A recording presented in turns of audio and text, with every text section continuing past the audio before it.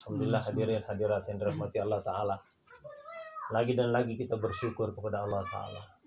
Di tengah-tengah umat manusia ini berjalan, bahkan berlari, mengejar-ngejar dunia.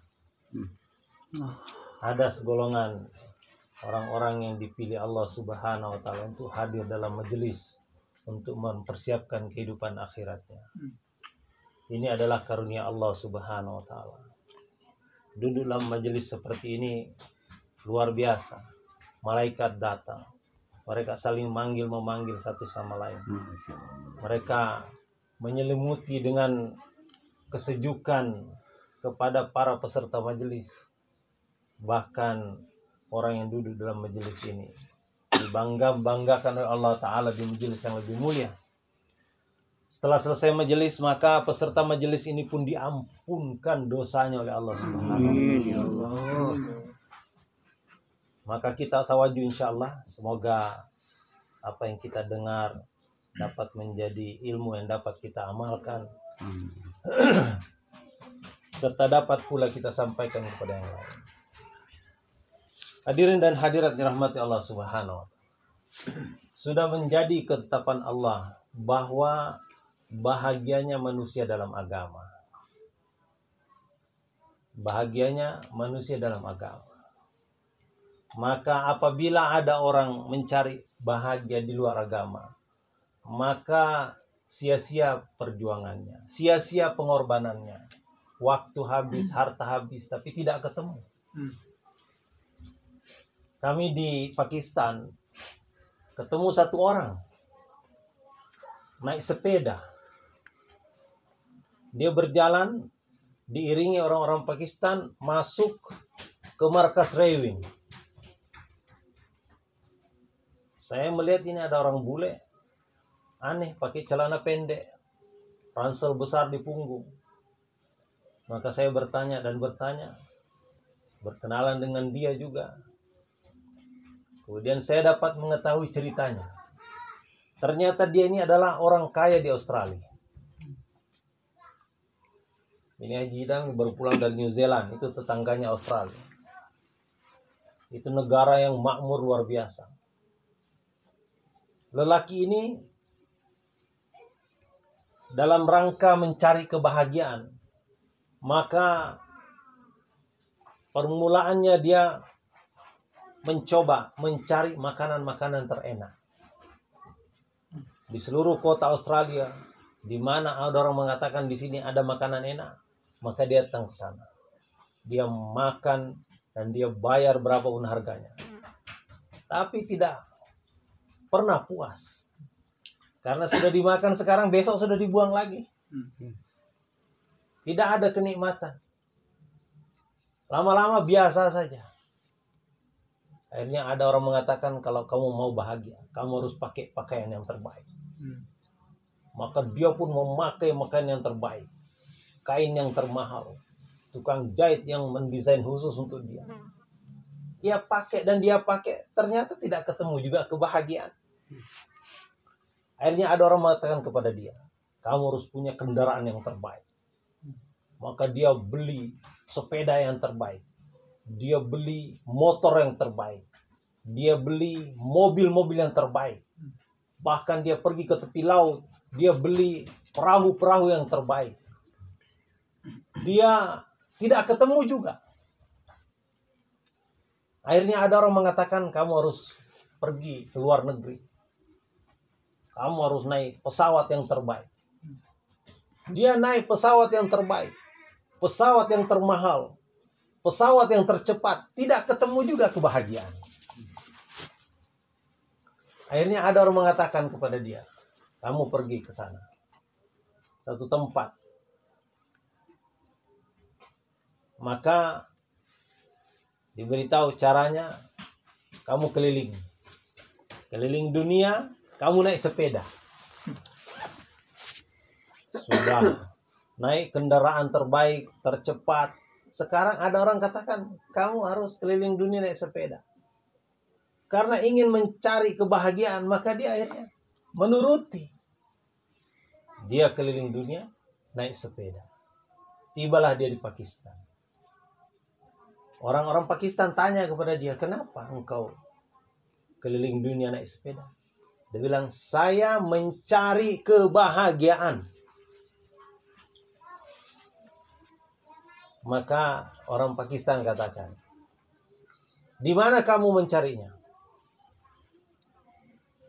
Maka dia cerita. Dulu orang mengatakan, kalau punya makanan-makanan yang enak, yang lezat, akan bahagia. Saya sudah makan semua makanan yang enak, yang lezat, ternyata saya tidak ketemu. Dulu orang mengatakan kalau pakai pakaian terbaik, yang termahal akan bahagia. Saya sudah pakai pakaian terbaik, pakaian termahal, tidak bahagia juga. Orang mengatakan pakai kendaraan yang terbaik, kamu akan bahagia. Maka saya sudah pakai semua kendaraan terbaik, tidak bahagia juga. Sekarang ada orang mengatakan, saya suruh keliling dunia naik sepeda. Jadi saya keliling dunia naik sepeda. Orang Pakistan tanya, apa yang kamu cari? Saya cari kebahagiaan. Maka orang Pakistan tersenyum. Kamu tidak akan ketemu kebahagiaan di sana. Di makanan-makanan yang terbaik, kamu tidak akan ketemu kebahagiaan. Walaupun makan dodol Garut terenak, tidak akan ketemu kebahagiaan.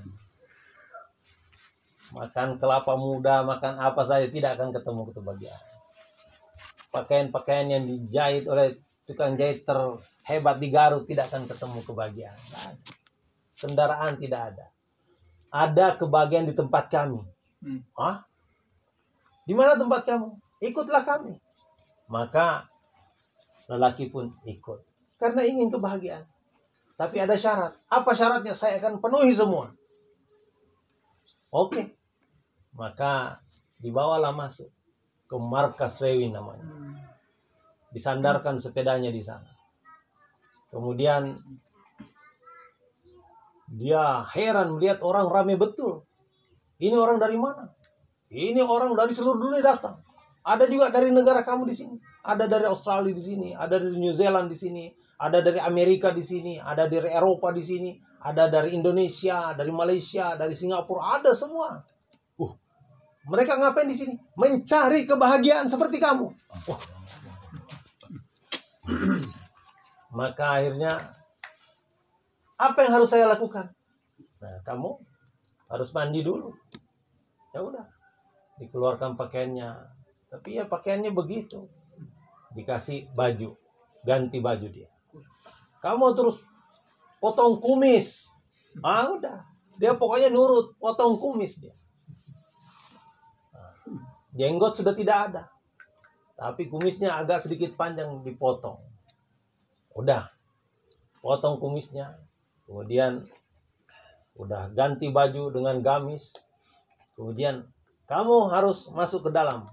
Apa yang harus saya lakukan? Oh, ikut saya aja. Kamu ikutin kata-kata saya. Karena dia mencari kebahagiaan, ikut aja. Kamu sekarang ikuti saya. Asyhadu an la ilaha illallah. Wa asyhadu anna Muhammad. Suruh syahadat. Dia ikuti itu. Apa artinya ini? Aku bersaksi tiada Tuhan selain Allah dan Muhammad utusan Allah. Baru dia ucapkan kata-kata itu, bergetar hatinya. Menangis dia, keluar air mata. Dia heran, kalimat apa yang saya ucapkan ini? Kenapa bergetar hati saya? Kenapa merinding bulu-bulu saya? Dia bilang, inilah kalimat yang dirindukan manusia seluruh dunia. Dan inilah kalimat yang membuat orang datang dari seluruh dunia ke tempat ini. Maka akhirnya, apa yang harus dilakukan lagi? Kamu mendaftar, ikut dalam jemaah. Mendaftar dia, ikut dan keluar dia selama 14 hari. Kami pun waktu itu juga keluar selama 14 hari. Saya tidak tahu dia keluar bersama siapa, tetapi ketika kami pulang setelah 14 hari, dia juga pulang. Dan dia sekarang pulang dengan ada sorban di kepalanya. Allah. Dan dia sekarang pulang ada janggut di bawah dagunya. Allah. Jadi saya pangling, apa dia yang 2 minggu yang lalu saya ketemu ini? Ternyata betul, dialah orangnya. Maka saya datang mendekat. Saya tanya dia, Syekh, saya bilang, Sir. Kita biasa panggil Syekh. Bye. Orang Pakistan panggil bye. Baik. Apakah kamu bertemu apa yang kamu cari? Maka langsung dia gembira sekali. Dia kemudian mengatakan, seumur hidup, inilah yang aku cari. Aku menemukan kebahagiaan di sini. Maka hadirin dan hadirat yang mulia, ada berjuta-juta, mungkin bermiliar-miliar manusia seperti orang Australia tadi. Nasibnya seperti itu. Ingin mendapatkan kebahagiaan. Ada beratus-ratus ribu, mungkin jutaan orang Garut juga sama nasibnya dengan orang Australia tadi. Ingin mendapatkan kebahagiaan. Tapi tidak ketemu. Dan dia sudah belanjakan harta begitu banyak. Dia sudah mujahadah begitu banyak. Orang Garut juga begitu. Ada yang sudah belanjakan harta begitu banyak. Belanjakan duitnya begitu banyak. Tenaga begitu banyak. Tapi tidak ketemu. Karena memang Allah letakkan kebahagiaan dalam agama. Hadirin dan hadirat yang mulia, inilah agama yang dibawa oleh yang mulia baginda Rasulullah SAW. Membawa kebahagiaan. Siapapun yang ambil agama ini, dia akan bahagia. Orang laki-laki, orang perempuan, orang kota, orang desa, orang gunung, orang lembah, orang darat, orang laut, dia ambil usaha agama. Kemudian amalkan agama, maka pasti kebahagiaan akan datang. Maka hadirin dan hadirat yang mulia, inilah maksud kita berkumpul di sini. Kita ingin membawa kebahagiaan dalam kehidupan kita. Kita ingin agar istri kita bahagia. Kita ingin agar suami kita bahagia. Kita ingin agar anak kita bahagia. Bagaimana caranya? Amalkan agama. Agama ini apa? Yakni seluruh perintah Allah Subhanahu wa Ta'ala. Seluruh sunnah Rasulullah SAW. Dari bangun tidur sampai tidur kembali ikut sunnah Rasulullah SAW, itulah agama. Bagaimana imannya Rasulullah seperti itu, iman yang harus kita usahakan. Bagaimana ibadahnya Rasulullah seperti itu, ibadah yang harus kita usahakan. Bagaimana muamalahnya Rasulullah, maka seperti itu muamalah yang harus diusahakan. Bagaimana muasyarahnya Rasulullah, maka seperti itu muasyarah yang harus kita usahakan. Bagaimana akhlaknya Rasulullah, maka seperti itu akhlak yang harus kita usahakan. Dan hadirin dan hadirat yang mulia, khususnya bagi kaum perempuan. Di zaman Rasulullah SAW, kaum perempuan hidupnya begitu bahagia.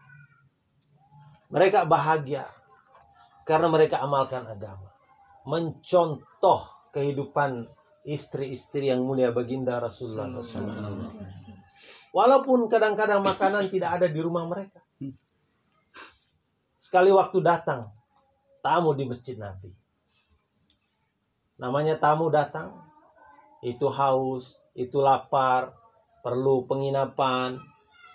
Maka Nabi menyuruh salah seorang di antara jemaah, coba kamu ke rumah, periksa adakah makanan untuk tamu saya ini. Maka satu demi satu rumah Rasulullah didatangi. Datang kepada rumah Saudah Ridha. Wahai Saudah, apakah makanan ada di rumahmu? Tidak ada. Datang ke rumah Aisyah. Wahai Aisyah, adakah makanan di rumahmu? Ada tamu Rasulullah? Kata Aisyah, tidak ada. Datang kepada Ummu Habibah. Ummu Habibah, apa dah makanan di rumahmu? Tidak ada. Datang kepada Zainab binti Jahsy. Adakah makanan di rumahmu? Tidak ada. Datang kepada Ummu Salamah. Adakah makanan di rumahmu? Tidak ada. 9 rumah istri-istri Rasulullah SAW didatangi, tidak ada satu pun yang punya makanan yang bisa disajikan untuk tamu. Karena tidak ada satu pun yang punya makanan di rumahnya. Maka Rasulullah tawarkan takaza ini kepada jemaah. Wahai para sahabat, adakah di antara kalian yang punya makanan di rumahnya? Masa itu masa paceklik. Maka ketika takaza ini ditawarkan, tidak ada satupun yang angkat tangan. Seluruh rumah-rumah sahabat pun dalam keadaan tidak ada makanan. Nabi tawarkan lagi, siapa yang mau bawa tamu ini? Tidak ada makanan di rumah kami. 2 kali Nabi tanya, tidak ada yang angkat tangan. Tidak ada yang sambut takaza. Nabi tanya lagi, siapa yang bisa membawa tamu ini ke rumah? Makanya ada satu orang yang ragu-ragu.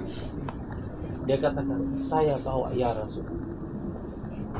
Maka dipersilakan. Dibawa tamu itu ke rumah. Hadirin dan hadirin. Sampai di rumah, dia tanya istrinya, wahai istriku sayang, adakah makanan di rumah kita? Maka istrinya menjawab, wahai suamiku, ada makanan tapi hanya untuk anak kita. Buat saya dan engkau saja tidak cukup. Bahkan untuk anak kita juga mungkin kurang. Suaminya mengatakan, wahai istri, sekarang kau masak, tapi tidurkan anak-anak. Tidurkan anak. Kau masak. Dan nanti ketika engkau menyajikan, kau pura-pura perbaiki lampu. Matikan lampu. Karena saya ingin tamu Rasulullah ini makan dengan kenyang.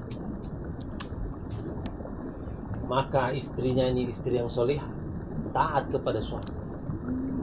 Dia nyalakan tungku dari kayu, kemudian dia tidurkan anaknya. Anaknya juga menurut. Tidur anak. Maka kemudian setelah matang, disajikanlah ke hadapan tamu bersama suami. Dan dia pun membawa lampu teplok yang ada di dapur, pindah ke depan. Tapi pura-pura dibetulkan, ternyata malah mati dan tidak dinyalakan. Tuan rumahnya mempersilahkan tamunya makan. Maka tamunya pun mulai makan. Dia pun seolah-olah mulai makan, padahal hanya bibirnya yang mengecap-ngecap. Tidak makan tuan rumah. Dalam keadaan gelap, makanan telah habis. Waktu subuh, mereka berdua ke masjid. Kemudian Nabi SAW tanya, siapa di antara kalian yang membawa tamu saya semalam? Mendengar pertanyaan Nabi, tiba-tiba gemetar tuan rumahnya. Saya yang bawa, tapi gak berani menjawab. Siapa yang membawa tamu saya tadi malam? Dia tidak berani menjawab. Diam 1000 bahasa. Karena juga yang dihidangkan sebagai makanan untuk tamu itu sangat-sangat memprihatinkan. Tidak ada lauk pauknya. Tetapi Nabi bertanya sampai 3 kali. Siapa yang membawa tamu saya semalam? Akhirnya dia menjawab, saya ya Rasul. Maka Rasulullah SAW tersenyum. Dia pun juga akhirnya lega. Rasulullah menyampaikan telah turun wahyu dari langit, menyampaikan betapa senangnya Allah Subhanahu wa ta'ala atas perlakuan yang engkau berikan kepada tamu. Wa yu'thiruna ala anfusihim walau kana bihim khasasah. Mereka sendiri ini memerlukan, anaknya memerlukan, istrinya memerlukan, dirinya sendiri juga memerlukan, tapi mendahulukan tamu, memuliakan tamu. Hadirin dan hadirat, kalau kita ini mengambil pelajaran dari peristiwa ini dan mengamalkannya dalam kehidupan kita sehari, maka insya Allah Allah akan turunkan keberkahan dalam kehidupan kita. Kedatangan tamu dikatakan membawa, satu tamu yang membawa 70 malaikat rahmat. Dan setiap satu suap makanan dimakan oleh tamu dari rumah kita ini, maka pahalanya haji dan umroh yang sempurna. Ketika tamu keluar dari rumah kita, maka seluruh dosa-dosa tuan rumah diampuni oleh Allah Subhanahu wa ta'ala. Itu sebabnya satu orang pernah menemukan Sayyidina Ali menangis terseguk-seguk di tepi masjid Nabi. Kemudian ditanya, wahai Ali, mengapa engkau menangis? Maka Sayyidina Ali katakan, aku kuat. Mungkin Allah telah marah kepada aku. Ada apa? Ini sudah seminggu tidak ada tamu datang ke rumah saya. Seminggu tidak ada tamu datang ke rumah. Sahabat, mereka menangis. Mereka merasa dirinya telah berbuat salah di hadapan Allah Subhanahu wa ta'ala. Maka hadirin dan hadirin, kalau kita ini memahami apa yang dipahami oleh para sahabat, maka seharusnya kita buka seluruh rumah-rumah kita untuk kedatangan tamu. Hari ini seluruh rumah-rumah dibuka untuk kedatangan benda-benda dunia, untuk kedatangan berita-berita dunia, untuk kedatangan janji-janji dunia, untuk kedatangan tipu-tipuan dunia. Seluruh rumah terbuka hari ini. Tapi rumah siapa yang terbuka hari ini untuk menerima tamu-tamu dalam perjuangan agama Allah Subhanahu wa taala? Hadirin yang mulia, hendaknya kita belajar dari kehidupan sahabat radhiyallahu anhu. Maka keberkahan akan datang dalam kehidupan kita. Ada orang itu baru berpura-pura jadi baik, itu tiba-tiba sudah dikabul doanya oleh Allah Subhanahu wa taala. Ini perampok, ini penjahat. Dia berjalan dari satu kampung ke kampung untuk merampok di sana. Dalam sebuah perjalanan misi rampoknya ini, dia sampai pada waktu petang. Maka mereka pun bermusyawarah. Ini ada rumah di tepi kampung ini. Kita nih kalau datang mau merampok hartanya, kelihatannya tidak punya apa-apa. Jadi bagaimana? Ada yang usul kita pura-pura aja jadi musafir. Yang namanya musafir itu pasti akan dijamu. Oh, itu usul yang baik, kata pemimpin perampok. Maka mereka pun mengganti baju yang sopan-sopan, menyembunyikan pedang-pedangnya, dan datang mengucap salam dengan baik. Assalamualaikum, dijawab Waalaikumsalam. Ada apa? Kami ini musafir yang kemalaman. Oh, musafir kemalaman. Mari, silahkan. Orang terdahulu terhadap musafir itu begitu memuliakan. Maka mereka pun saling menatap. Nah, mereka segera turun dari kuda-kuda mereka, dan mereka masuk. Sebentar Tuan, Masya Allah, saya akan potongkan kambing untuk Tuan. Silakan istirahat. Maka istirahat mereka, dipotongkan kambing untuk mereka, dimasakkan mereka. Kemudian mereka makan dengan kenyang. Nah, selesai makan, maka ada satu anak kecil digendong keluar oleh tuan rumahnya. Kata tuan rumah, Tuan, ini anak saya. Sejak lahir lumpuh, umurnya sudah puluhan tahun, tidak bisa berjalan. Tuan, ini adalah musafir. Musafir ini doanya makbul. Maka saya minta tolong, ini doakan anak saya supaya sembuh dari kelumpuhannya ini, supaya dia bisa berjalan seperti teman-temannya, bisa bermain, berlari. Maka rampok ini pun saling menatap satu sama lain. Maka satu orang pun disuruh berdoa, mulutnya kumat kami. Kemudian sudah selesai. Selesai makan, besoknya mereka pergi. Berapa hari kemudian pulang lagi perampok ini. Sudah merampok, tunggangannya sudah penuh dengan barang-barang rampasan dari kampung sebelah. Mereka singgah lagi di sini, melihat musafir yang berapa hari yang lalu datang, berapa minggu yang lalu datang, telah kembali. Maka tuan rumah senang sekali. Maka dia langsung memeluk kepala perampok, mengatakan, Alhamdulillah Tuan, berkat doa Tuan, sekarang anak saya sudah sembuh. Sini Jang, sini. Dipanggil anaknya si Ujang keluar. Keluar anaknya itu berlari-lari. Maka kepala perampok itu heran. Kemarin digendong, sekarang dia lari sendiri mendekat. Mereka pun saling menoleh satu sama lain. Mari saya akan potongkan kambing lagi.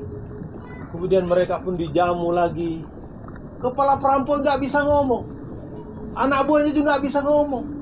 Akhirnya ada satu orang mengatakan, wahai Tuan, kita ini kemarin baru berpura-pura menjadi baik, maka doa kita telah makbul.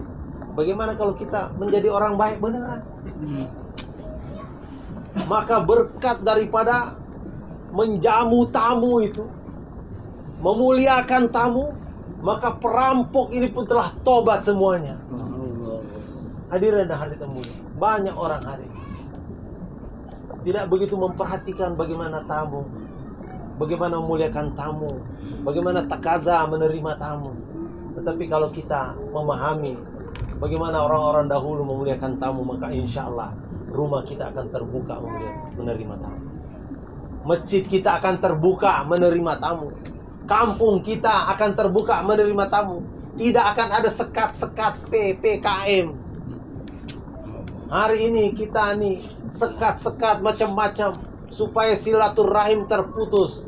Maka apa yang terjadi? Hadirin dan hadirat yang mulia, Nabi SAW katakan, man ahabba ayyub satalahu fi rizki wa yunsa'alahu fi athari fal yasil rahimah. Siapa yang suka dipanjangkan umurnya dan dilapangkan rizkinya, maka sambung silaturahim. Akibat silaturahim hari ini telah diputus sana sini, diputus di kota, diputus di desa, diputus di gunung, diputus di lembah, diputus di daratan, diputus di lautan. Akhirnya terjadi masalah ekonomi. Orang-orang bertengkar sana kemari, orang-orang begaduh sana kemari. Akibat apa? Akibat diputusnya silaturahim, sehingga keberkahan daripada rizki tidak diturunkan oleh Allah Subhanahu wa Ta'ala.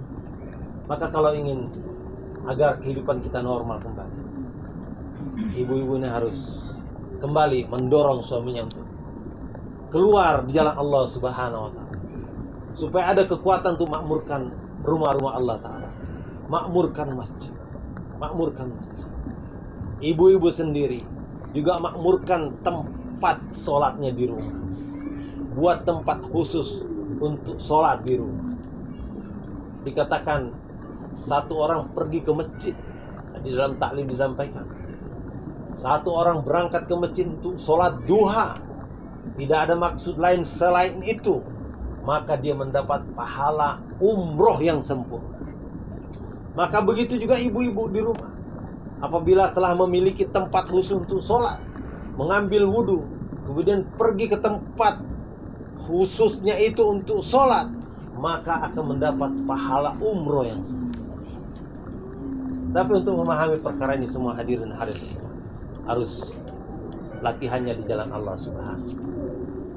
Maka alhamdulillah kami ini ada rombongan yang terdiri dari beberapa pasang, ada yang dari Bengkulu, ada yang dari BSD, ada yang dari Cibubur, ada yang dari Garut sendiri juga. Sekarang berada di markas Garut. Maka insya Allah ibu-ibu yang ada kesempatan nanti boleh nusroh, atau besok kalau jemaah masih di sana. Tapi kita dorong suami kita untuk keluarnya Allah Ta'ala, dan kita sendiri juga mendaftarkan diri untuk keluarnya Allah Ta'ala. Yang sudah pernah 3 hari boleh meningkat 10 hari atau 15 hari atau 40 hari, dan niat untuk berangkat ke seluruh dunia insya Allah. Semoga Allah berikan keberkahan. Keberkahan yang akan datang dalam kehidupan rumah tangga kita. Taklim di rumah harus kita hidupkan dengan 5 poin amal itu. Inilah yang akan mendatangkan kebahagiaan, dan inilah amal agama yang akan mendatangkan kebahagiaan dalam kehidupan kita insya Allah. Silakan kita. Subhanallah, subhanakallah.